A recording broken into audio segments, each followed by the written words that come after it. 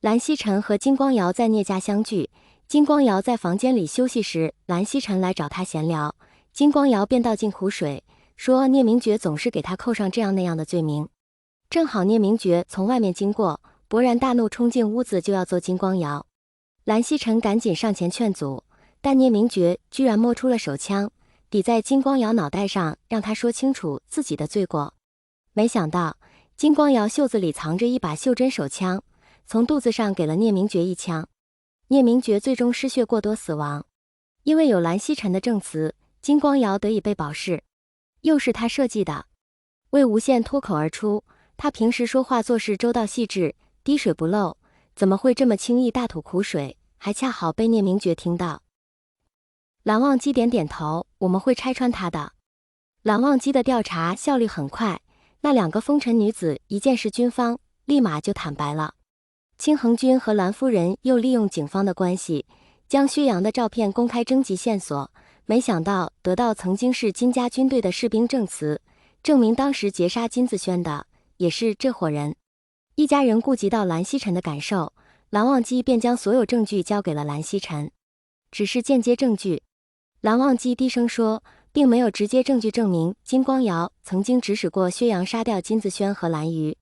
听到侄子的名字，蓝曦臣痛苦地低下头。让我先去找阿瑶，我要亲口问他。事情发生的那天，魏无羡并不在现场。蓝忘机害怕兄长有麻烦，一直守在金光瑶书房的门外。保险起见，魏无羡一家都去了蓝家等候消息。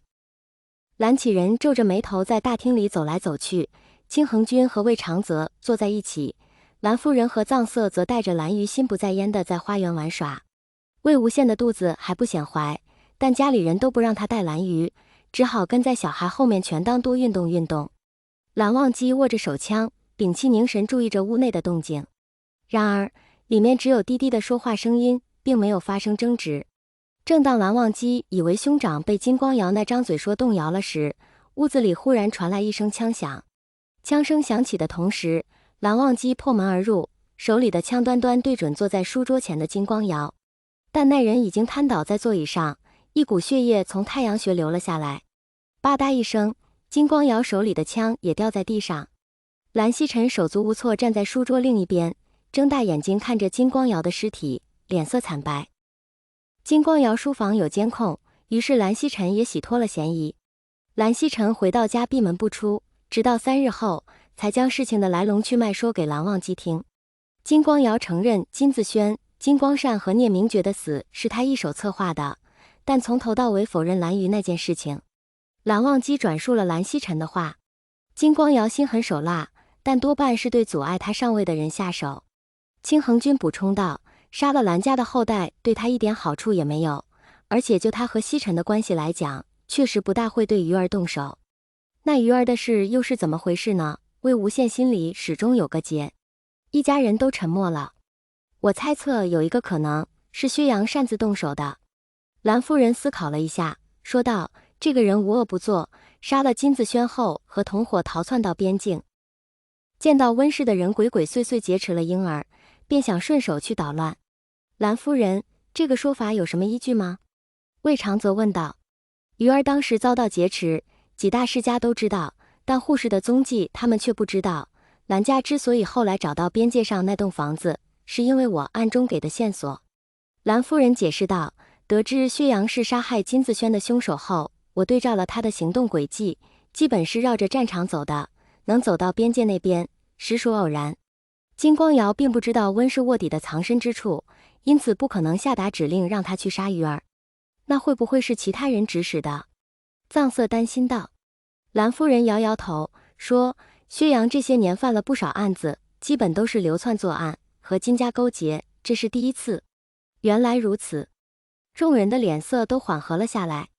蓝曦臣沉寂了好一阵子，那段时间把蓝启仁和蓝忘机忙坏了。